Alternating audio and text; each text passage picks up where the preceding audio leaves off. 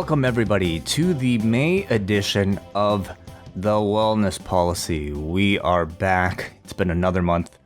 Jordan Goodman, how are you doing? Yes, I am well. I'm still vaccinated. That feels good. I'm going to my first concert in like 14 months this evening. So something I used to do 2, 3, sometimes 4 nights a week was taken away, and now it's back. I feel good, and I'm happy to be with you on The Wellness Policy Way. Oh, very exciting. Is it a band that we might know or not? It's like a collective showcase. I think there's a jazz musician, perhaps a hip hop musician as well, and I think a comedian too. It should be interesting. I imagine it's going to be weird, right? The moment you step into that room with a bunch of other people and experiencing this thing, I imagine for you, Jordan, there's going to be like a great deal of emotions probably attached to this. I would imagine so. I just decided a few hours ago that this is how I would spend my evening after hanging live on the internet with you and our guests today and a bunch of people, including Maddie B. This is the first time that you planting the seed, making me consider how it will be. I've never been to this venue. I've been wanting to go.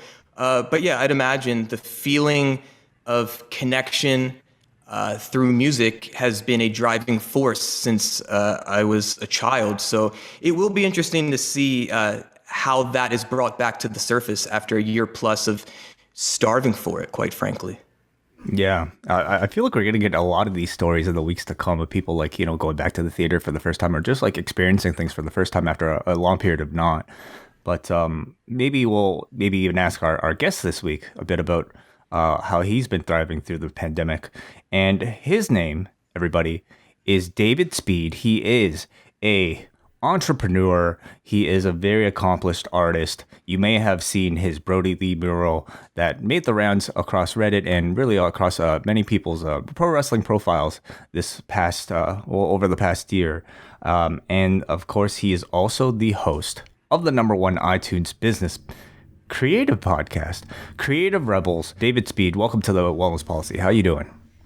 It's a wonderful intro. Thank you, Wei. Yeah, I'm doing good. I had my first dose of the vaccine this morning, actually. So, and I'm a little bit more trepidatious about the kind of steps back, and the thought of going to a concert frankly terrifies me. I'm definitely on the side of the fence of the people who actually really enjoyed having the alone time. Obviously, I know some people had a horrific pandemic, and shout out to those people. It was not a pleasant time for a lot of people. But for me, I had my commercial work sort of disappeared. So I had just this time where I was able to experiment and just the freeness that I really enjoyed that time, though I'm actually a little bit scared of everything going back to normal. So I'm kind of on the fence about everything. I totally understand where you're coming from, because I definitely consider myself a bit of an introvert too, and I have to say, obviously, the terrible things that people have suffered during this period, I feel complete sympathy for, but at the same time, I've kind of enjoyed being at home and being alone to the point now where I almost have some concern about how I'm going to fit back into society when I'm expected to go to a party and try to make small talk again. Thankfully, something like this kind of helps. But, again, we've kind of said in the past, there's no shame in, being able to say that you've enjoyed your time in the pandemic. We all kind of make the best out of the situations we have. But it certainly seems like you have definitely made the best out of the situation that you have had, because it seems like over the past year, you've, become a really well-known and successful Instagram artist. Talk a little bit about what you do and, especially over the past year, how that's really grown. Sure. Yeah. It's interesting. I read something recently that said when humans are alone, that's when depression can really set in, and what a negative thing it is. And it's all very tribal behavior of us being separated from the pack was obviously very dangerous for us when we were sort of millions of years. It's in our DNA to not want to be alone. And that can make you very depressed. However, if you choose to be alone, and if there's something in your brain that's saying, no, this is a choice, then you can actually be really happy. So I think that's definitely, for a lot of introverts, I think that's definitely what we feel. It's there was a great analogy I heard that's basically like you have a battery, and if you're an introvert, your battery is charged up when you're alone, and if you're an extrovert, your battery is charged up when you're other people. And then so when you're on your own as an extrovert, that's when your battery's being drained, and when you're with people as an introvert, that's when your battery's being drained. And I've always found that very interesting, because in social situations, if I do like marathon podcasts and stuff, I need a break. I need some alone time after that. But yeah, pandemic wise, I guess I made myself famous in, that sounds really silly and sort of big headed to say, but I really exploded my art career during 2020. I was sat down by a couple of friends of mine at the beginning of 2020, before the pandemic, and they said, and they're like early January, and we had like a come to Jesus meeting, to use a Steve Austin expression, and they were just saying that I should do more of my own work, because for the last 10 years I've run a mural company where I've been painting murals for brands, and that's been my kind of bread and butter. And through doing that, I wasn't really experimenting, wasn't really doing my own stuff. In 2018, I painted my first piece of street art using neon paint. And then I sat on the idea for 2 years, didn't do anything with it. I didn't have the motivation. I was just too busy with work. So early 2020, I started doing a few little bits because my friends were right. And I was like, yeah, you do love painting. Like, maybe try and rediscover it. And so I was painting like once a month. And then when it got to March and lockdown hit the UK, I had all of this spare time, and I just started painting relentlessly. I painted 98 pieces in 2020. And through just posting them on social media, gained a lot of attention. The Brody piece was obviously when Brody Lee died. It's not like, I don't really do a lot of memorial pieces for people, but being a sort of huge wrestling fan, it's funny. Like, I wasn't like, obviously Brody was an amazing worker, but really it was only after watching the AEW special on him that I decided to paint the piece, just because of the man he was rather than the worker. And yeah, that just went ballistic. John Cena shared it on his page, and I think Randy Orton shared it, and just like, I mean, Cesaro was commenting on my Instagram, and all of these people, Rockstar Spud and all of these people, and it was just crazy. That got a lot of attention on my account, and there's been various sort of different markers, I guess, that at a certain point there's been one painting that I've done that's captured people's imagination. The painting that did it the most has, I mean, the last I counted, it was at over 10 million views across like different shared platforms, and I don't know where it's at now. It's gone, it went absolutely crazy. And it was a painting of a girl sort of holding like a ring light around her that was illuminated. And that piece I very nearly painted over. I was halfway through it. It wasn't going as planned. And I phoned my girlfriend and said, I think I'm gonna paint over this. And she said, no, you're being stupid, like you always are. You always think this about your work. Carry on, like, see it through, keep going. And yeah, it turned out to be, that's when I look back on it, that was the one that kind of flipped the switch. That was the first thing that sort of really went viral, and really sort of started to grow my account. And then when Instagram introduced Reels in August 2020, that was really the end of it. Like, that just went crazy. My videos started getting shared because I'd been playing around with TikTok, so I kind of had a rough idea of how to do my videos. I'd sort of worked it out on that platform, which was kind of forgiving and a nice place to be, and took what I learned there, took it over to Reels. And still, if you're a content creator, uploading to Reels is such a huge thing to do, because they're still giving it loads of organic reach, because they're trying to take on TikTok. At the end of the day, it's a competitive thing. And there's a lot fewer people making Reels than are just generally posting content to Instagram. So they're really pushing that stuff at the moment. And yeah, as soon as I started making Reels, showing my process, which is something that I'd never done before, I'd always showed the finished work, because I kind of had this worry of people seeing it when it looks crap at the middle stages, the point where I would paint over it, where I'd be like, this is not going to plan. And I didn't ever want people to see that. But when I started showing that time lapse of them coming together, that's when things really changed. And yeah, my account's at like 70,000 followers now. So yeah, ridiculous. And I'm able to earn a full-time living from commissions that I'm getting from Instagram. It's crazy. I think that's a really helpful insight, not only for visual artists or people in pro wrestling, but for any creator. Just this idea of documenting our process, whatever that process is. As wrestling fans, I'm sure many of us can relate to really finding value in a wrestler who may have a podcast that takes us behind the scene, or a documentary that takes us more behind the scene to be a fly on the wall of the process of the eventual creative output, typically a wrestling match in a wrestling ring. David, there's so many places I'd like to go, even in the way that you set us up. There's easily a half dozen questions I have, but I want to be kind of foundational, given that this is a pro wrestling community. One, I want to thank you on behalf of the pro wrestling community for obviously giving a really lovely tribute to an incredible person within wrestling, as Brody was, but also helping to expose the culture, the community, the artistry of pro wrestling to a wider audience through your own creative output. I'm really curious where your connection with pro wrestling began, and if you remember what it was in particular that hooked you, that made you feel connected to become really curious and interested in continuing to engage with it. Yeah, 6, 7 years old.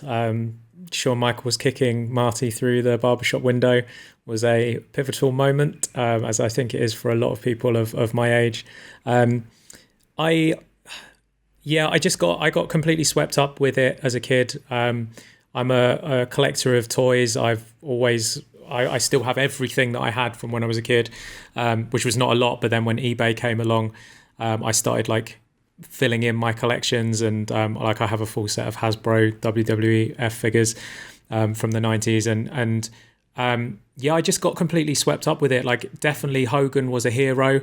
Like they say, like never meet your heroes, but never have heroes, because they're always going to let you down. So that's always been sad. And I like, there's part of me that sort of looks at my merch and is like, oh, do I take the Hogan stuff out? Like, literally to that point, like, oh, do I really want to look at this like filthy man?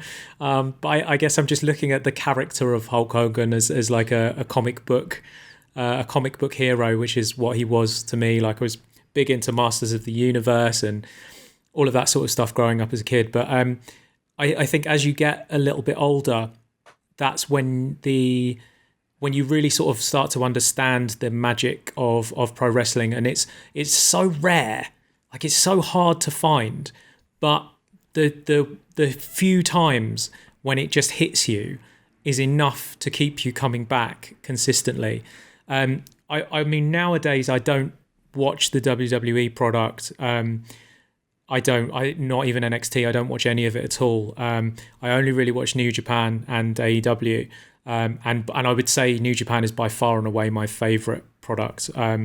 So I suppose over the years I got a lot more interested in the stories that are being told in the ring, aside from the kind of your typical pro wrestling, like being locked in a hearse or anything. Do you know what I mean? The silliness and the stuff like that. It's really those moments when. I mean, I was at WrestleMania. I believe you were too, Jordan, when Taker lost the streak. And I don't really remember. Were you? I don't really remember anything else from the show, because I just thought, and still do think, it was such a bad decision. And I don't remember anything else, because we were all just like, our whole section, the air was just gone. And for the rest of that event, and I was such a Daniel Bryan fan, and I was massively rooting for him to win the championship, and I don't even remember what happened. I remember the excitement of the three icons coming out at the beginning, everything being so amazing to that point. And I think, I mean, yeah, it's very maybe dramatic to say, but I think the day the streak died, really my faith in WWE died. It's like so silly, but yeah, I think it's those moments, those things like the barbershop window. When it is done so correctly, whether it's a turn, like a face turn or a heel turn, or collusion, or I remember, I think like one of my favorite matches of all time is Kenny Omega and the Young Bucks I can't remember who Kenny Omega's partner is, but it's Kenny Omega and someone versus the Young Bucks. And just the storytelling, and he was in New Japan, and the storytelling in that match was so phenomenal. That was another one of those moments. And yeah, I think it might have been. I can't remember because I just remember the story was so tied to those three. Yeah.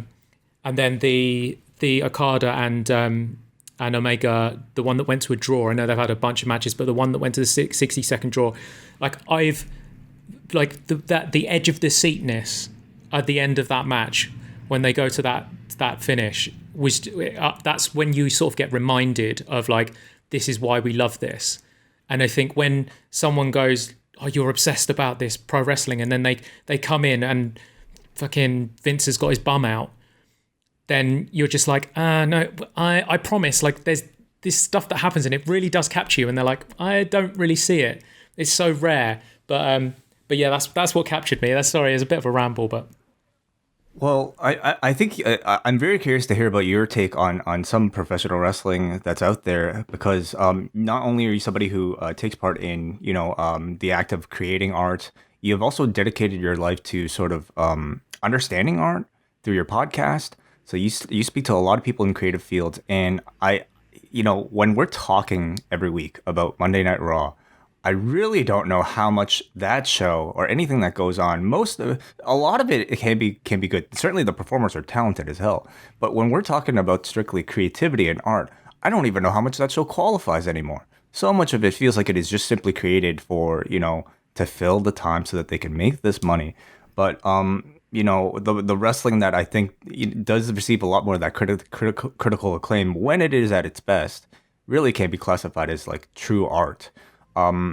I want to maybe, would you mind maybe speaking a bit about that? You do talk about no longer watching the WWE but like, where do you think that distinction lies between, when wrestling is at its best and where wrestling is just really just kind of being put out there? It looks like art, but I don't know how much artistic merit might be in it.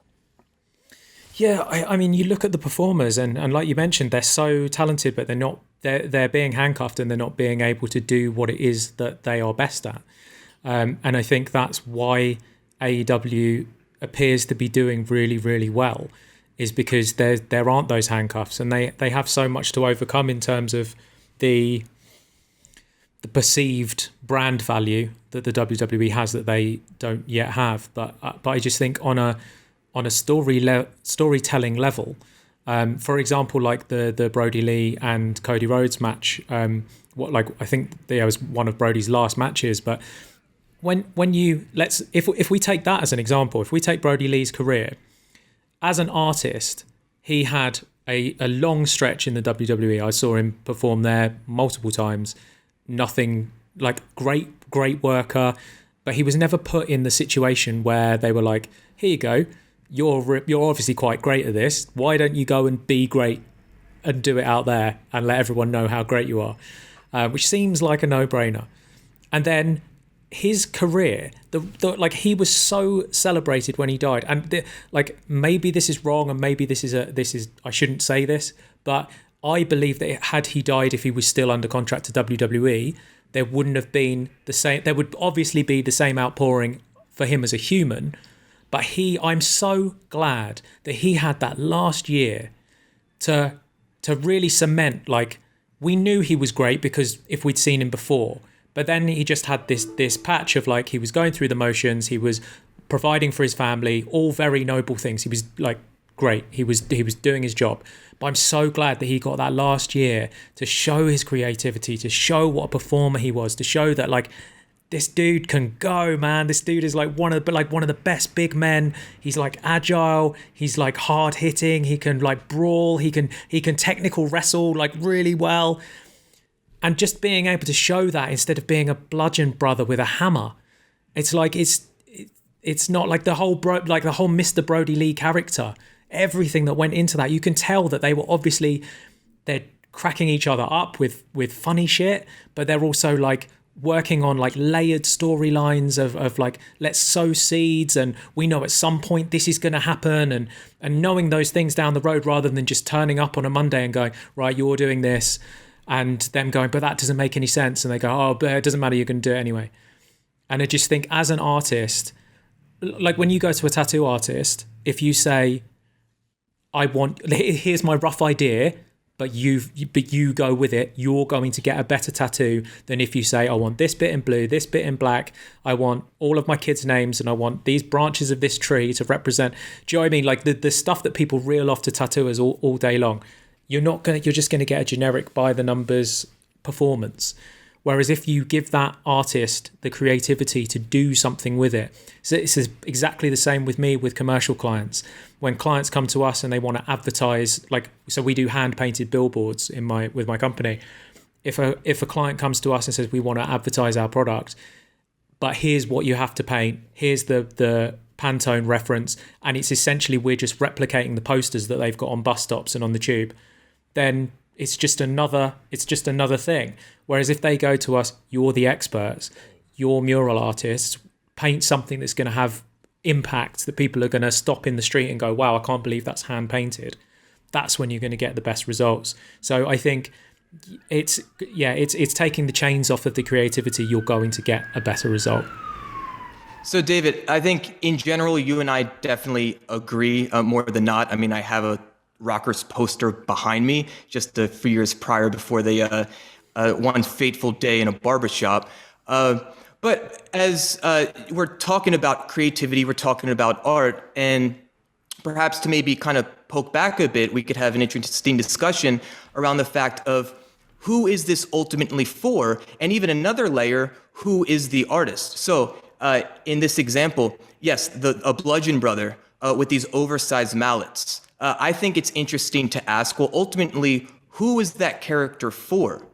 Was it for the version of you when you were 7 years old connecting with a comic book hero, for a current 7-year-old now who sees these two big monsters with these masks and these mallets, and that looks colorful and dynamic and would be a cool action figure to own, or even like that character in a comic book.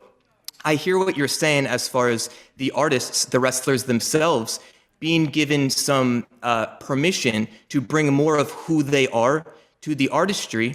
But perhaps if I'm continuing with my defense, maybe ultimately Vince McMahon or the creative team, they are the artists in the sense that they have the overall creative vision of what they are trying to provide their audience, and their talent are essentially plugged in a more industrial type of way to play these roles. I think ultimately there is a balance that would be more optimal. I think AEW has been infinitely more effective in that, but perhaps AEW is essentially operating with a different objective in mind than WWE. Yeah. Sorry, Wei, go ahead. Well, I mean, sorry, just to cut in there. I mean, so, we are going to make references to this book that I guess we've, you suggested, David, that we at least introduce into this discussion from time to time. It's called The Practice by Seth Godin. And one of the things that, is mentioned in the book is about how it is important to be able to have empathy for your audience and to be able to try to determine, doing your work for an audience is very important. But at the same time, you kind of have to make sure that the success is kind of determined by whether or not the audience is receptive to it. And when you certainly look at the financial success of the WWE, you have all the argument in the world that, hey, Vince McMahon's vision is the right one. I suppose, like, from our perspective, we are looking at it more from, I think they would be successful regardless, simply because of the machine and the, that they've created. But artistically, the acclaim has not been there for a long, long time, at least when it comes to main roster. And that can greatly be improved, especially when you look at all the raw material that's there.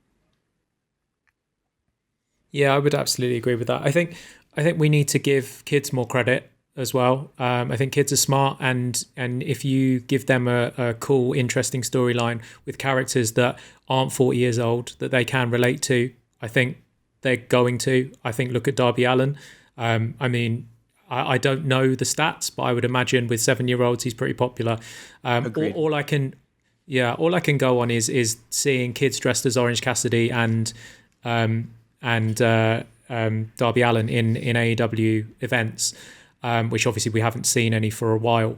But that's the only marker I have. Whereas I mean, when I used to go to WWE events in London and Mania and all of that sort of stuff, I didn't really see that many kids. You'd see the dad was a wrestling fan and their kid was coming along. But like my dad was not a wrestling fan. I was the wrestling fan, you know, and it's like, I don't think that happens. There's very few kids who are just like finding this organically and getting into it. And that might be down to a 3-hour Raw is a very high barrier for entry.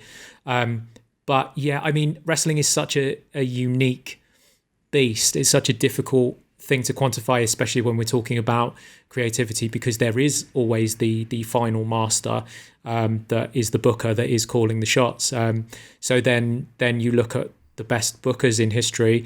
Obviously, Vince has had genius moves in the past. He has told amazing stories. So has Paul Heyman. I think Tony Khan's yet to prove himself. But I think on an artistic level, on a creative level, when you look at someone like Will Ospreay, who is currently, I think, having such an amazing run, using like less high-flying moves, being safer to his body, and I feel like New Japan just lets the workers have their creative, like they tell their stories in the ring. I feel like the creativity is so present and prevalent within that company. And then if you look at someone like Kenny Omega, who obviously has a brilliant mind for this, I think when you look at those artists that are allowed the creative freedom, I just think it's better. And that's just one man's opinion. And as Seth Godin says in the book, like, money is also a measure of success. It's something tangible that we can put on something and say, this has made this amount of money. So yes, the WWE in that sense is the winner. They absolutely are. But I think on a long enough timeline, I feel like AEW becomes the biggest product. And I know that sounds ridiculous, and there's probably economists that would argue with me, but I just feel, and this is just a gut feeling, it's not even based on stats or numbers or anything, but I feel that the creativity is the key part. I don't think it's down to merchandising or having the best like time slot or all of that stuff. I think those are factors that are going to help, and having a brand recognition. And I feel like it's building stars. It's having creativity within your company. I think on a long enough timeline, Vince has got like a 100-year head start. But I feel like as it progresses, I feel like we really see AEW become a competitor in the United States. I don't see it with New Japan so much. I do think that is a niche product, and I understand that's kind of like a nerd artist, like looking into the brushstrokes. That's really me, like staring at a Caravaggio painting and really seeing like how things are put together. It's a lot less like, do you know what I mean? It's a lot more intense that way. But I do think with a more palatable like product, basically an American product with AEW, I feel like they are onto a winner because they are embracing the creativity. I mean, sorry, please go ahead, Jordan. Thanks, Wei. I think this is analogous to what you've been seeing play out with like American broadcast companies, NBC, ABC, CBS, versus a company like Netflix or HBO even, where with these broadcast channels, you have so many people in a corporate position that wants to get their hands within the creative because there's so much at stake, with stock price often being the key factor. And wanting to, quote, play it safe and trying to get consistent hits, instead of trusting the creators to simply create. Netflix has adopted a philosophy, as HBO did as well prior, of really giving creators the freedom to be themselves and to see their vision through. And I think as a rule, the artists, the creators that are allowed to do that can simply show up as a more honest version of themselves and their vision, are going to have a much better shot of not only connecting with an audience, but connecting in deeper, more meaningful ways. And to your point, David, I think having long-term success. This is a very long game. Oftentimes, when you're in a corporate environment and you ultimately are playing to the stock game, you're making short-term decisions based on the next quarter. One of my big missions when I was working in a similar role at Ring of Honor, I remember I was 3 days in, and I was in this big meeting with a few dozen people from around the country that essentially would be selling Ring of Honor to local businesses in order to get their ad dollars. And we had Mark and Jay, the Briscoe brothers, there to kind of put a face and an energy and a personality to Ring of Honor's genre of pro wrestling. And the thing that was really key for me, even in my third day, to express to these salespeople were that Mark and Jay are not just whatever your perception of pro wrestling is. These people don't know wrestling, and if they did, it was probably whatever Hulk Hogan was in 1990 or whatever.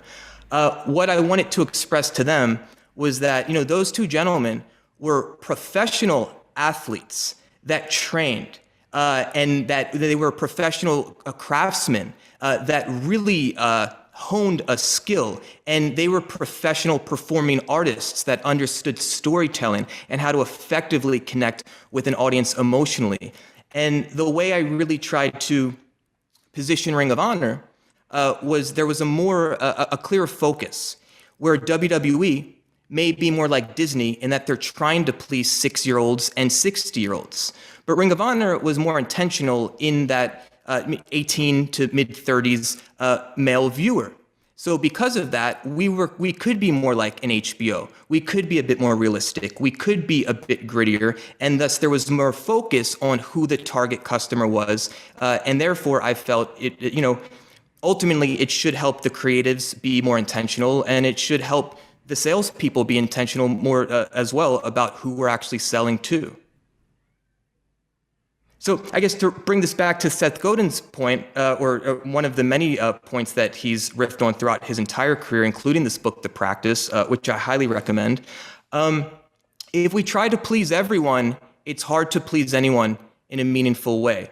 I think, but AEW, to what we've already agreed on, I think has figured out a formula where an Orange Cassidy or a Darby Allin, I think, can be really effective to an 8-year-old and a 54-year-old as well. But it is difficult when you're trying to please the most amount of people. It makes it more difficult. Yeah, I mean, I certainly agree. I think, when you look at the breakdown of the ratings every single week, we talk about where they're lacking, and we talk about where they could do better. But I think ultimately, trying to cater, a show to everybody, there's been a lot of talk of something like Blood and Guts, maybe driving away some of the female demographic. But at the same time, you have a lot of people who want that stuff. So, do you take that away just to kind of rise that number up? At some point, you kind of have to commit, to promoting yourself to one certain demographic. Just to maybe talk a little bit more about the book itself and how it relates to you, David. I mean, the book, The Practice, really is the author's sort of encouragement of, rather than relying on the muse to inspire an artist to get the work, relying on just a routine of consistency, treating your work as if you're a professional and doing it regardless of whether or not you feel like it. So I was curious for you, what rules of consistency do you have for yourself in your art? Yeah, so I realized that if I was going to make a success of my art career as an individual, which is funny because it's not something that I'd ever thought of before. I have my mural company, which is still exists and is still doing well. And I'd never really thought about stepping into the limelight until it just sort of happened, because I had this time and I started putting my work out there. I knew as soon as it was kind of starting to become obvious that this was going to be a thing, I knew that consistency would make it or break it. That's why I ended up painting 98 pieces in that last year. I think that when I wake up, at like 6 a.m. and I'm in my nice warm cozy bed, the last thing I want to do is go outside and stand in the cold and paint. It's literally the last thing I want to do. As much as I love painting, to actually go painting takes significant effort on my part. So I've kind of like tried to bake into my personality that I am a person that does the hard things, that I wake up and okay, it's go time. I would love to lie here for another hour, scroll on Instagram and just be lazy. But what I'm going to do is I'm going to get up, I'm going to go into the studio and I'm going to look at a blank canvas and I'm going to see what happens. So I think consistency is really, for anyone who wants to make it as a creative, it's the one thing that you can control. It's the one thing that if you can carve out a certain time every day to make, then over a long enough timeline, something comes from that. And I mean, so on our show, we always use the analogy of a watercolor painter. I don't know why it just came up as an analogy and it stuck. But the watercolor painter, he gets up every day and first he starts and he sucks because whatever you do for the first time, you will completely suck at. And it makes me think of you, Wei. Like I used to listen to you on The Law, and like initially you were on the show for like a few minutes, just like putting calls through and stuff. And it's like gradually you become more confident talking on mic to the stage where now like a significant part of your career is your podcast. But that doesn't, you don't just like dive straight into a thing. You do it and then you get better at it and you do it some more. And it's really like the work ethic, the showing up is really the one thing that is always going to make it, because everyone talks about like natural talent and so is good at this. And I think the only thing where natural gifts come along is when there's something in your body that comes to sports that makes you a better athlete. But I believe that everything else, whether it's music or art or poetry or dancing or whatever it might be, if you put enough practice into it, you will get good at it. It's just, I've seen it over and over again. I see it every week with every guest that I interview. And Seth Godin, who wrote the book that we're discussing, he has written over 6,000 blog posts. He writes a blog post every single day, and that's why when you have a conversation with him, you just go, oh shit, when he says something, because he is so good at formulating his thoughts, because he does that every single day. So he will say in one sentence what I've just rambled off in the last 5 minutes. He will say with a few words that will have a much deeper impact than anything I just said, that will hit you in your brain and your heart at exactly the same time, and you'll just go, and a key will be unlocked and you'll just go, oh my God, you're right. Because every single day he shows up and writes a blog post. So he knows what he thinks because he practices thinking every single day. I can paint to a reasonably high level because I do it every single day and I make sure that I keep going. And I'm not good at a lot of stuff. I'm pretty crap at most stuff. But painting, I know that I've got skills there, so I keep building on those to become better at those. And yeah, luckily I can survive on that. That's my job, and I can make it work for me. But the consistency is what keeps me going. And also I think it's what motivates me. It's like, I think a lot of people sort of talk about like, oh, I'm going to get this job and then I'm going to be earning this amount of money and then I'll be able to do this. And then I'll be able to retire and stop doing the work. And like, I don't ever want to retire. Like, I want to do this so that it allows me to keep doing this. Joining, there's not an end point. I just like doing this. So I just want to keep painting. And I'm the one in control of that. I just do it every day.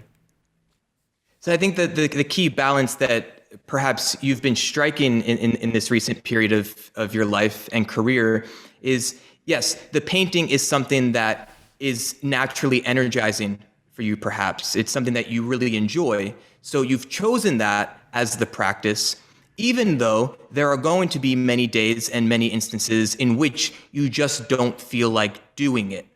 But because you have some level of commitment to the practice, and it's something that, big picture, you ultimately enjoy, I think that helps keep you going, and also not being so focused on what's the outcome. How can I become just chasing the money or chasing credibility or chasing adulation or these other external things that ultimately are not in our control. I mean, part of being a creative and sharing something with the world, the deal is that it may not work. Someone may not enjoy it. Someone may not want to engage with it. Someone may just not see it for whatever reason. But I think you've really struck a nice balance in finding something that is energizing for you. I'd imagine it helps you feel like you're expressing something true within yourself, but maintaining the consistency of the practice. With consistency in mind, David, I'm wondering, not only have you been consistent in the behavior of creative output, but from a branding perspective, you've been very consistent in the general aesthetic of what you share publicly, with the neon paint, with a particular shade of red. I'm wondering where that intentionality came from, and if you ever feel pulled to perhaps change that up a bit, but you've decided not to because of the inherent wisdom of consistency. Yeah, sure. So I am really, really, really patient. And I'm patient in terms of knowing that if I do something for long enough, the opportunities will come, knowing that the money will come. There's always that question that you get asked in interviews, like, what would you say to your younger self? And I did a lot of reflection on that question because I've been asked it a few times. And I just really think it would be going back and saying, you just want to know that everything's going to be okay. And I think through I've been painting for 20 years now. So I think through the experiences of the last 20 years, I have enough experience to just know it will be fine. It will work out. And because of that, that gives you a certain confidence where you can be patient because you know it is coming. I mean, I was prepared to be a lot more patient, like in terms of like when we look at my Instagram, as soon as I sort of started growing on there, I gave myself a year to get to 10,000 followers. And I thought that was an outlandish goal because I'm a goal setter and I like to set like really, really ridiculous goals because it's so weird and I'm not spiritual or anything like that. But it does seem that when you write down a goal, you either achieve it or you smash past it, which is very interesting. And I think there's a lot of neuroscience that goes into that of it's running in the background and you keep going. And so your brain's always making the decisions that are going to push you further forward. But I expected to try to get to 10K in 1 year. And I managed to get to 50K, but I was not making work to grow on Instagram. I was making work because I enjoyed making the work. I knew that at some point I was going to have to monetize it, so I couldn't be that patient. But I mean, I've got my podcast and stuff, so I've got. Do you know what I mean? I'm okay. Like I had a safety net, which is one thing that I always recommend for creators, like especially people who are sort of thinking about leaving the 9 to 5, is always have that 6 months to a year safety net behind you because it gives you the freedom to experiment, see what's working, and if you are not earning anything for 6 months, like you'll realize it just puts you in just a really brilliant position, because if you haven't made anything after 6 months, then maybe you can reflect and go, well, maybe I didn't make the right choice. Because if you work consistently for 6 months on something that you're already good at, the chances are you are going to be able to bring some sort of revenue from it. But yeah, in terms of the color, I paint only using neon pink spray paint. Cameras turn it red for some reason. But I am very, very patient, and I realized that when people visit your Instagram or your social media or whatever, it's very nice for them to know what they're going to get from you, which is very difficult if you just have stuff that's all over the place. I painted photorealism for a number of years, so big murals that look like a photo as much as I possibly can. And I tried that a few times, and it seems like the people who have been doing that for a long time have got big audiences, but because it's not really anything new, the people who are trying to do it now, it doesn't really have the same traction. So I knew I needed something different. I really enjoyed the experience of using neon paint because it's very challenging. It behaves very differently to traditional spray paint that I'm used to because it has different pigments in it. It's a different weight. It's just different. So I was enjoying the challenging of learning a new medium within my old medium. And at some point, I will blow everyone's mind by all of a sudden changing the color, and all of a sudden I do neon yellow. And I know that will be a massive moment when I do it, but it's going to be more of a moment. It's like a heel turn. Like when you see it, like it's coming. But then when it finally happens, the longer that you've drawn that out, the better. So, but again, you can go too far. So I'm not going to go too long so that it's weird when it changes. But all of a sudden, at some point, I will change. But unless I just get bored, unless I'm just like, I find a new route of painting and I'm like nothing is set in stone. I have like this rough path that I'm following. But if all of a sudden something comes along and it's like I got asked by Beats by Dre recently. They were like, "Oh, we want to do something with you. Will you do it in a different color?" And I was like, "No, unless you want to pay me enough to change my color." So do you know what I mean? Like everyone has their price, $1 Million Man. I learned that when I was 6 years old. If they want to pay me enough to change my color, then maybe I will. So I'm always open to seeing where things go. But for now, I know that consistently pumping out neon pink paintings is working. And I think it has a lot more shelf life to keep working for me. So I'm patient. I don't need to change it. I'm enjoying it. And I'm going to keep going down that road. I think that's brilliant and insightful. Perhaps switching to yellow could be akin to a heel turn. I immediately thought of Bob Dylan going electric in a similar sense, where you're going to get some blowback, but perhaps that was a move that helped cement a legendary career. What I do love about the fact that you have been consistent with the neon pink is that I could look at your work anywhere else in the world and just know it's yours. I feel like you've been consistent enough to have created a visual identity where anyone can say, "Oh, that's a David Speed mural." I think I don't even sign them anymore. Like I've got a lot of pieces in London that don't have my signature on because I've been doing enough around here now that people kind of know my stuff. So yeah, I mean, I painted illegal graffiti for 10 years and from like 2000 to 2010. And I, at that point, sort of realized the strength of a visual identity of something that people can, because everyone was writing their names and we were making work that was on the train tracks, and there'd be times where you'd be trying to read it, but you'd be going so fast past things. I was like, I want to do something. So me and a couple of my friends came up with this symbol that we used to paint that said everything without actually saying it. So that's something that comes from my graffiti days, is like I realized I wanted something that was like instantly recognizable, but also gave me the freedom to paint a variety of things that I wanted to paint, but keeping it all within the same color would mean that I could get instantly recognized for that it was me. Now, I want our listeners to recognize that you may not be a painter or a spray painter, perhaps, but perhaps there is a pro wrestler listening, or perhaps there's a lawyer, or perhaps there's someone with a house cleaning business. Like, these principles of branding are universal and translate, or you're a politician, or you want to start a nonprofit, whatever it is that we want to connect, an idea, a service, a product with a market, these principles apply no matter what we're trying to connect with, whomever audience we're hoping to serve. I think with you, it'll be interesting for you to decide when you feel like your market is at that point where you've really reached a certain level of identity where you can go to yellow and everyone will still know whose it is. Yeah, that would be dope. Yeah, it's consistency of character, isn't it?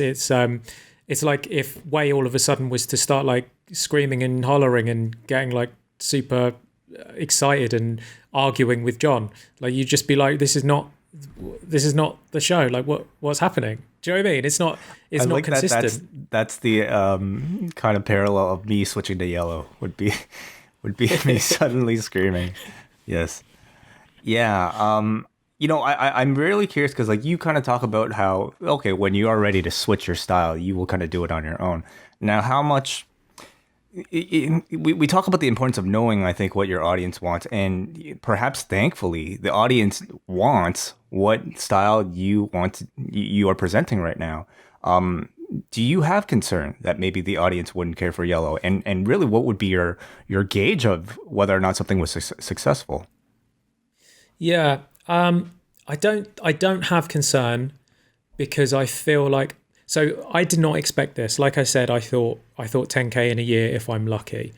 There's kind of a part of me that chose neon pink on purpose, almost as a rebellion, because it's neon pink at the end of the day. Like I almost wanted to go like I almost wanted to go like anti-graffiti with it. I was like, what's the least graffiti thing that I could do? Because I hate graffiti. I was in it for a long time, and it's a very strange subculture, and it's not something that I particularly like enjoyed while I was in the middle of it.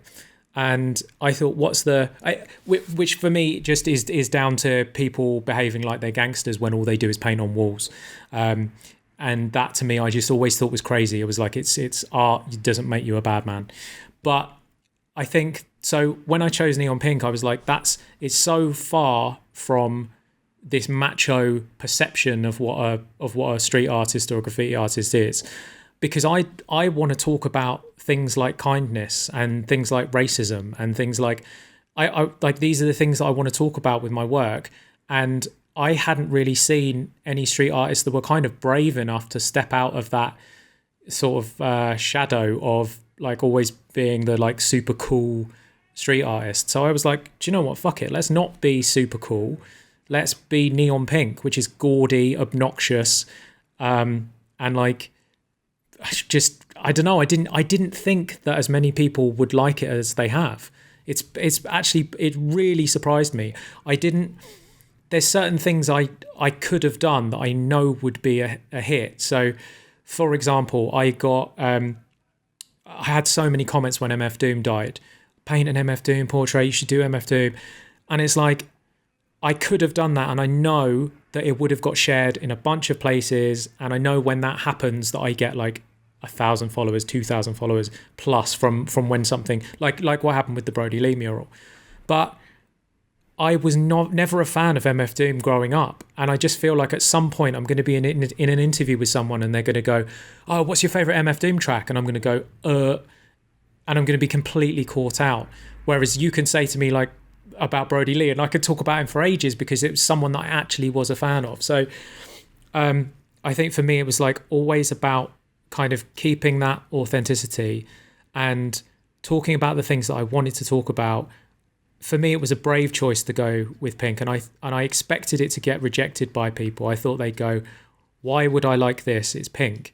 But it turns out that people did like it, and I'm just grateful, I guess. Just really like, it went so much better than I ever thought it would. I think that's a really nice example of the first part of this book, The Practice. And Seth Godin I don't put many people on pedestals, but he is one of the few.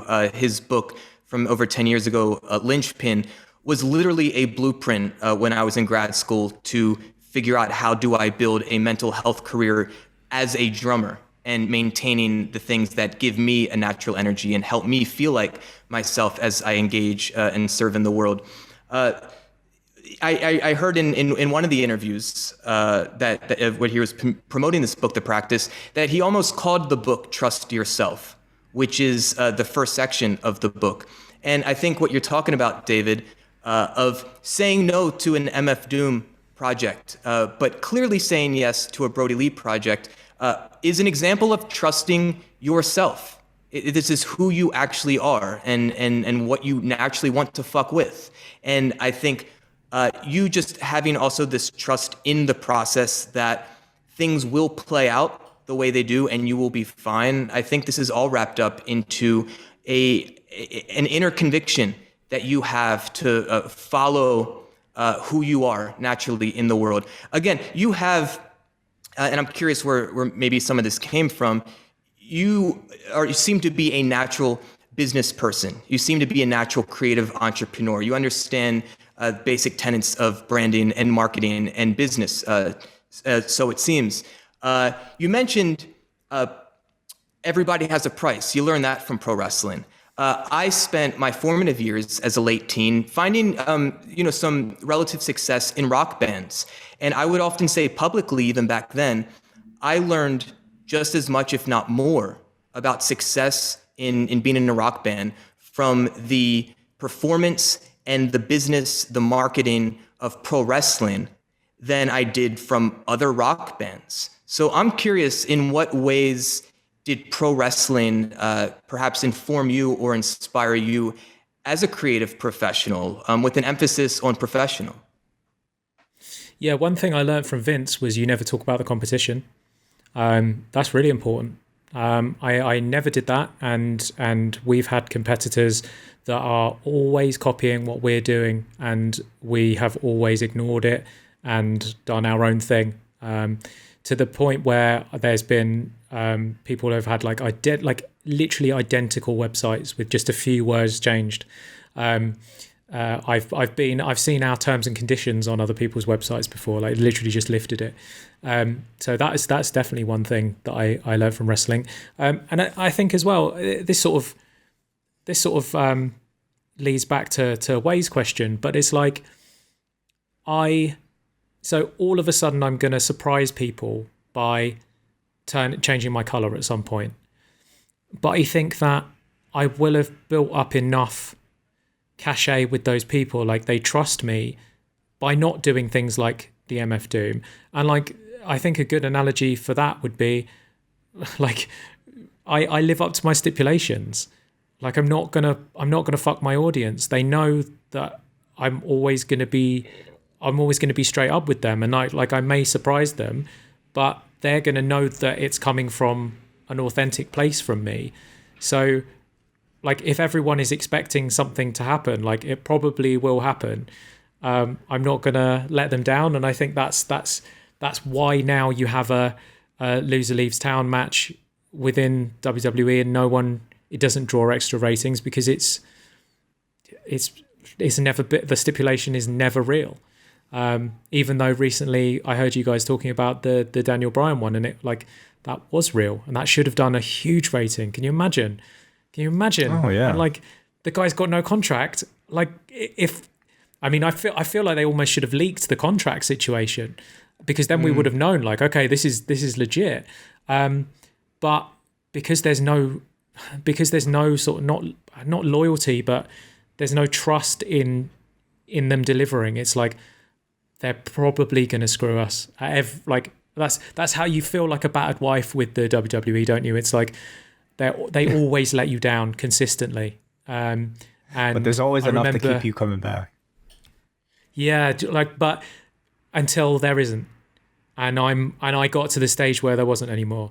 I remember when I was there live for Dolph cashing in the Money in the Bank that one year. Years ago, and like that was such a huge moment, and everyone went batshit crazy for that. And then like he just lost it a couple of nights later. It's like, you didn't really give it to us. You gave it to us on paper, but you didn't really give it to us. You again talk about the topic of creativity, I guess, a whole lot through your public speaking and also with your podcast. What made you decide to start the podcast? And I'm really curious, as a podcaster myself, how you view podcasting as sort of an extension of your creative expression. So that's another thing where definitely pro wrestling got me into podcasts. I used to listen to The Law. I used to listen to Between the Ropes on Spider Host with Fritz Dickerman and Vito. I mean, this is early podcasting. This would have been, God, I don't know, like early 2000s. I know that I was definitely listening to podcasts when the Chris Benoit thing happened. Because I just remember but I was on a train and hearing that story and just not believing what was going on. And what was that? I think that was 2003. And I'd definitely been listening to podcasts a few years. So I've been listening to podcasts for 20 years, got into them through wrestling. I didn't see myself as a podcaster, but we were getting so many sort of emails from people, like a lot of students. And when I was an art student, part of our course was to like reach out to different artists, to practicing artists, and none of them ever got back. So it was like so hard because students are annoying. So I always thought like if ever a student reaches out to me, I'm always going to get back to them. But then I started like sending out like 2 or 3 emails a week and like copying and pasting because it was always the same questions, and kind of had this idea of, well, what if we, because myself and my business partner Adam, who I do the show with, we sort of realized, okay, we've got 10 years of business experience. We've managed to not go out of business after 10 years, which most small businesses fail within, I think it's the first 3 years, like 95% of businesses. And then there's another percentage that fail within 5 years. It's like most small businesses fail. And we're 11, nearly 12 years in now. And through we started in a recession in the UK in 2010. We've navigated through a pandemic and we're still in business. So like kind of, yeah, in terms of like the business chops, we do have that, but ours is a creative business and we make money from creating artworks.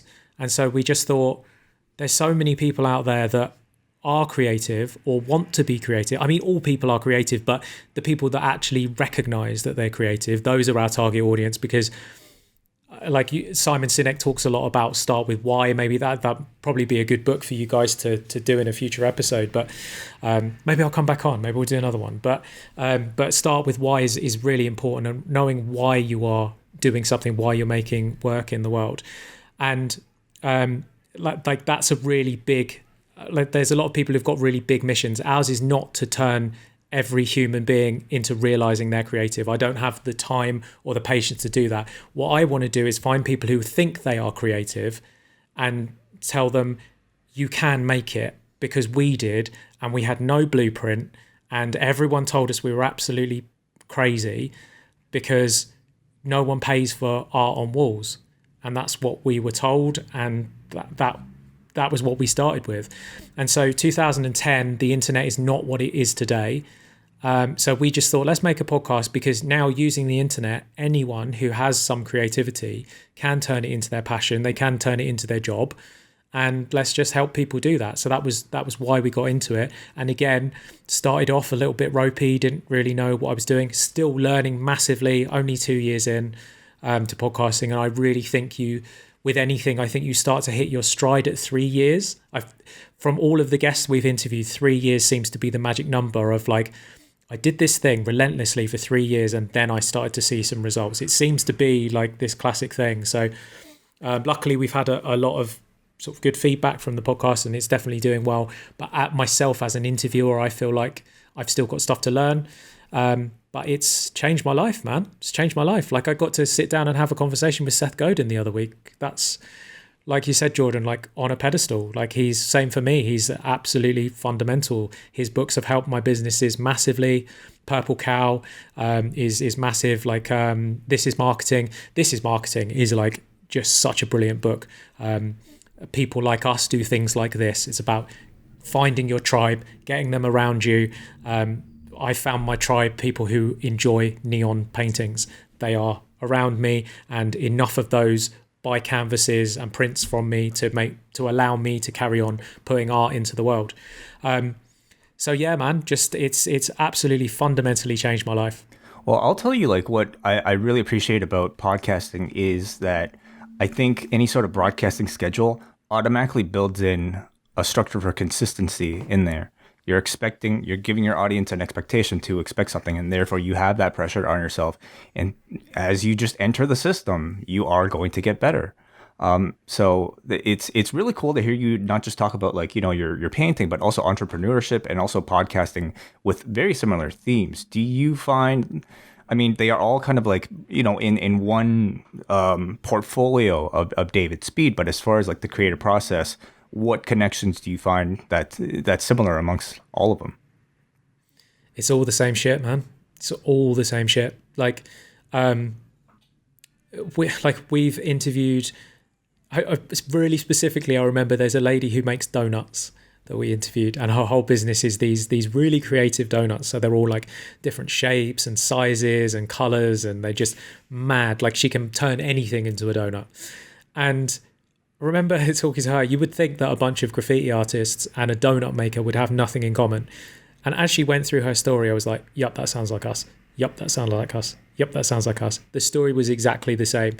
And it's almost like that hero's journey of like the creative entrepreneur. I feel like it's you find something that you are interested in, and then because you're interested in it, you do it a bit more than you do other stuff.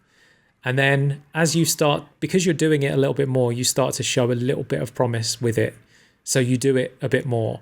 And then that gradually develops into what, the word that's thrown about so much is passion, but it turns into a passion. It's something that you really love, really enjoy doing. And then you do it and you do it and you do it. And then that passion starts to gain the attention of other people because you're getting really good at it. And I think when you get good, it's like the key thing is like, you've got to be good. You have to make a good podcast if people are going to listen to it. And you may be shouting into the void for so long, but if it's good, eventually people will find it because people talk. And when they listen to your show, if it's good, they'll tell a friend. And if they see your painting and it's good, they'll buy it and they'll put it up in their kitchen, and then their friend will see it. And it's this gradual thing of people see this thing that is good, they show it to other people, and then it starts to grow, it starts to gain momentum. And that is the creative journey. Entrepreneurship is absolutely critical to it, because if you want to do it not as a hobby, but you want to do it as a job, then you need to find a way to make it pay. And I think that your podcast exists with a Patreon type system of there are people that allow you to continue making your art, and you can do new episodes because you don't have to worry about where your rent payment is coming from. And it's the same with me. I'm able to paint pieces in the street for free because I've got enough people buying canvases that I don't have to worry about being homeless. And Vicky, who makes Vicky's Donuts, has got enough people buying her donuts that she can carry on making more donuts. And it's just, that's where you get to eventually. But you don't, I think everyone wants to skip those middle stages of turning an interest into a passion and then monetizing the passion. They just want to instantly jump into, I've got 1 million YouTube subscribers, let's go, brand deals, come and find me. And it's a lot slower than that. I just want to say real quick for those in the Zoom room, and if you're listening live, YouTube or your podcast app, I see Chris Elliott just raised his hand. I know everyone doesn't read the comments, but those in Zoom, if you do want to contribute to the conversation or ask David a question, feel free to raise your hand and we'll get to you. I think if you're someone listening or watching to this and really, feeling energy or resonating with what David has been sharing and thinking to yourself, like, I have something that I want to make or something to contribute to the world or to connect with a certain audience. I really recommend this book, The Practice, because this is what Seth has done as a committed professional for decades now. And many of the things that he talks about in this book, it's not necessarily new material for him, but he has had the runway of decades of time and experience in talking about these things, getting clearer in his articulation, and working with tens of thousands of people around the world, if not more, and getting a better sense of in what ways can I communicate my ideas that are ultimately of service to my audience, that actually connect and make a meaningful change within the people interested in my work. David, one of the things I think one of the big punchlines of this book is having a practice is helpful for us because it allows us to get out of our own way. So if we don't feel like doing the thing that day, we can rely on the practice. If we have fear of sharing something or creating something with the world, if we feel any sense of resistance or hesitation because of these emotions, having a practice to rely on. In his words, he doesn't write a blog post because he was inspired to do so. He writes a blog post because it's Monday. Monday Night Raw, like, they don't wait for inspiration. They create an episode of Monday Night Raw simply because it is Monday. So I'm curious for you, David, in what ways, if ever, when you're starting a podcast for the first time, when you're taking a creative chance, say with Neon Pink or whatever it may be, I'm curious if you're willing to share any of the fear or resistance that you may have struggled with or still contend with, and in what ways that you've been able to successfully navigate those forces within you that sometimes makes it feel a bit more vulnerable or scary to show up in the world. Yeah, sure. So I live by the mantra, published is better than perfect. And obviously I still have wobbles. So I described earlier the painting that I nearly painted out that ended up being one of my most successful paintings to date. So I still do get those wobbles where, and it happens with the podcast as well. I do episodes where I was like, I'll listen to it back, and there's like just a massive swinging carrot that I should have grabbed, and I let it go, and I asked a different question, and I should have really gone down this route instead of this route. But I think your first sort of 10, 50 episodes, I may be worried about that. But then after you've done 50 episodes, and we've probably done, I think we're coming up to 200 episodes now. I think when it comes to when you've done that many episodes and no one has ever said, you should have gone down this road of questioning, or you messed this interview up, or anything like that, then that's sort of that's good, because you're getting positive feedback from your audience, and they're saying, because everyone learns differently, and I think we all learn from stories, and the feedback that we get from Creative Rebels is that I listened to this person and I took this away, but then someone else will take something completely different away from it, and I love that. So my job is just to massage the hosts, the guests, and just get as much out of them as I can. And that comes back to start with why. I'm always remembering why I'm doing the podcast. So if I had someone on the show and they were a massive Japanese pro wrestling fan, my instinct would be to talk to them about Japanese pro wrestling. But at the end of the day, that's not what my audience tunes in for. And I would lose them all, bar maybe 3 or 4 people.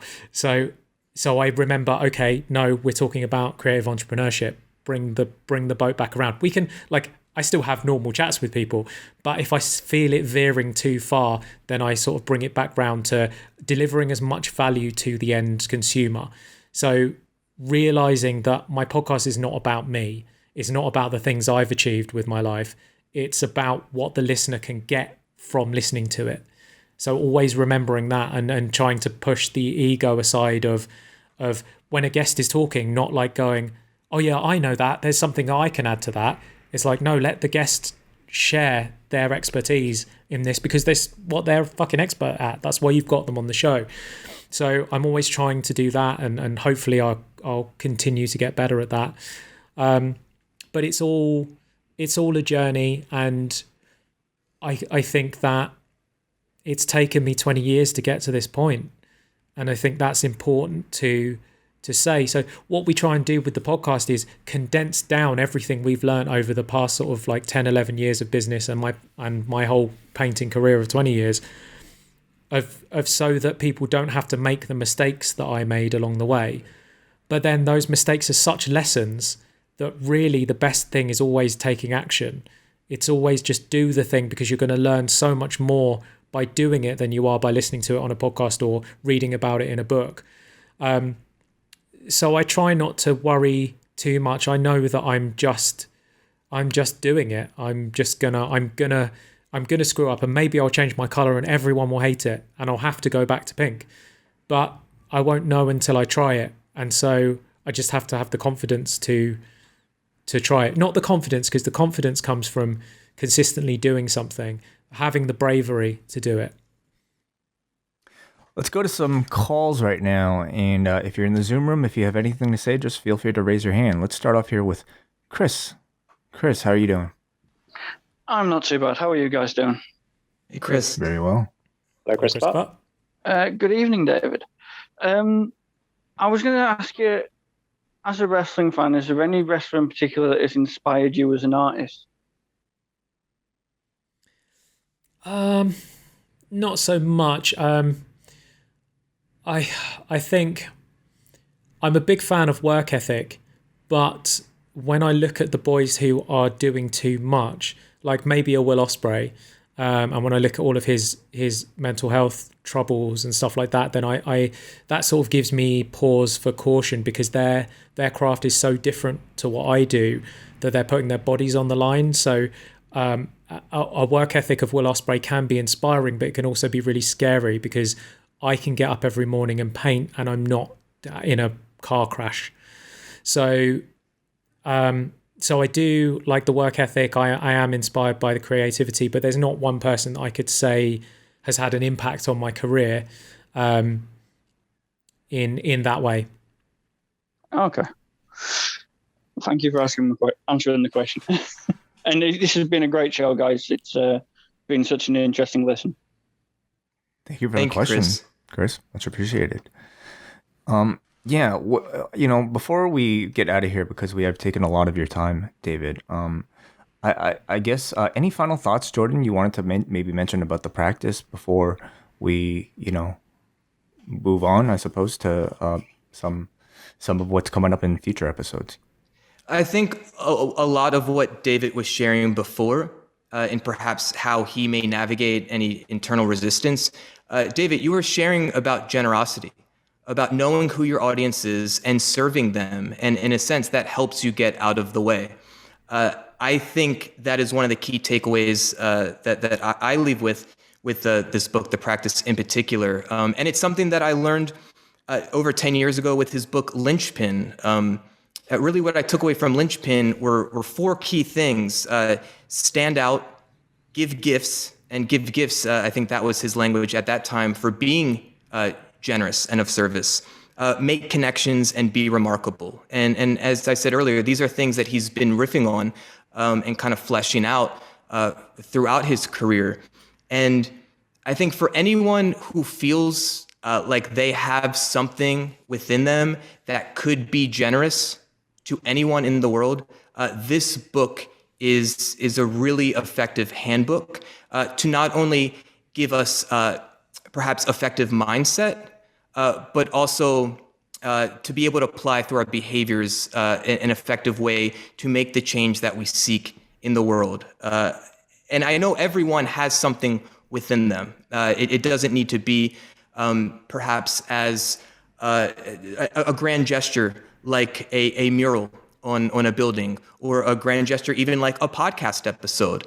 But even in small ways, even if we are not our own boss and we work within an organization, there are all kinds of ways that we can show up in the spirit of generosity with more intentionality with the people that we interact with day to day. And again, I can't recommend a book like this enough to give us permission that many of us have been seeking for to just begin where we are now. And for people who are curious to perhaps hear Seth Godin himself speak about the book, as David mentioned, there's a Creative Rebels podcast out there with his conversation with Seth Godin. Where can people check out more of your work and everything else, David? Sure, yeah. So you can find me on TikTok and Instagram at DavidSpeedUK. And yeah, the podcast is called Creative Rebels, new episode every single week. And to echo what Jordan said, we just interviewed a lady called Erica Lee Sears, who creates a piece of art every single day and puts it up on Instagram. And she's been doing that for 6 years. And she's, massive career off of that. She's just worked with Lana Del Rey. It goes back to that consistency and that showing up. And I remember that we had a lady on called Marie Forleo, a little while back, and one of the things she said is that if you have that creative thing within you and you don't share it, then you are stealing from people. And it's a lot harsher way of saying it than you said it, Jordan, but I do really like that of if you're just sitting on this creative gift and you're not actually putting it out there in the world, you're stealing from people. So be creative, put it out there, ship the work. If I can share, look, I often experience this too, where I feel the desire to be expressive, to share something. And oftentimes I will wrestle with the thoughts of this feels like too much. This feels egotistical. This feels self-indulgent. And with just about all of the professionals that I work with, I hear similar things, that they're scared of being judged in a certain way. But the unlock that really helps me and seems to work for many of the people I work with is the idea that, like, if we have something of value to share with someone specific that would find value in it, then to keep it to ourselves would actually be the most selfish thing that we could do in that moment. And it goes back to the generosity of being able to get out of our own way. So David, I appreciate you. I applaud you for being a champion for these ideas, for literally walking your talk on your podcast episodes by creating and sharing with the world. It's an honor to be in this chat with you. When Wade brought you to my attention, I listened to the Seth Godin episode, was a huge fan of it, listened to it again today, and again I really recommend it as a really great way for anyone to explore David a bit more, but to also be introduced to Seth. Last thing I have to ask. At the start of this chat, David, you said, like, never meet your heroes. We were talking about Hulk Hogan. But I'd imagine if you're going to meet one, Seth Godin would be the guy for you. Yeah, sure. So obviously I've met him via Zoom, which was incredible. And I don't mean that. I think I've met several heroes, like art heroes that I've had that have turned out to be awesomely amazing people. I am optimistic. I think most people are good people. There's something about, and it's the wrestling business of, like, having to be a dick to get ahead.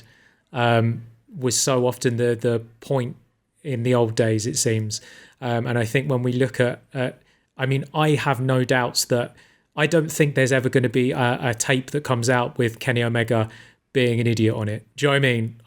I don't think he's going to let me down like that. I mean, obviously you never know, because you never ever know. But I'm pretty confident that Will Ospreay is a good dude. So yeah, I don't really mean never meet your heroes, because most people are fairly decent and cool. Jordan, what's coming up next month here on the Wellness Policy? Next month, we return. Date to be announced, I guess we could say, Way. We're figuring that one out. Yeah, the schedule's a bit up in the air, especially with some changes with MCU later, probably switching dates, and then maybe some other things. So you guys will definitely hear about it on all of our other shows, but it'll be sometime in June. We will be back in June. Hey, we're not reading a book this month. Look at that, Way. No. But we are recommending, and you and I are at least committing to watching a documentary. I believe it's one that you have watched, and I'd imagine many people listening to me right now have watched as well. I have not, but I'm well aware of it. It's called The Social Dilemma. It's available on Netflix, and we will be having a broader discussion and conversation around social media. And I feel like I am going to be coming from a position of defending the benefits of social media. I try to be an optimist with all things, and I look forward to having that lively conversation with you and others in the Post Wrestling Cafe, Way. Yeah, I mean, much like I think our conversation with David right here, we will use the documentary just sort of as a way to springboard some talking points about the concept of social media, what is destructive about it, what is beneficial about it. The reason why I would even know somebody like a David Speed is through the benefit of social media. So how can we use it to our advantage, I suppose, is some of the broader context of what we'll be talking about. It's a topic that I'm sure a lot of people have a lot to say about, so I look forward to having that discussion with Jordan and with all of you. But David, thank you for being so generous with your time. And we hope to have you on the show again. Yeah, pleasure. Whenever you like, I'll happily come back. Looking forward to it, David. Thanks so much, man.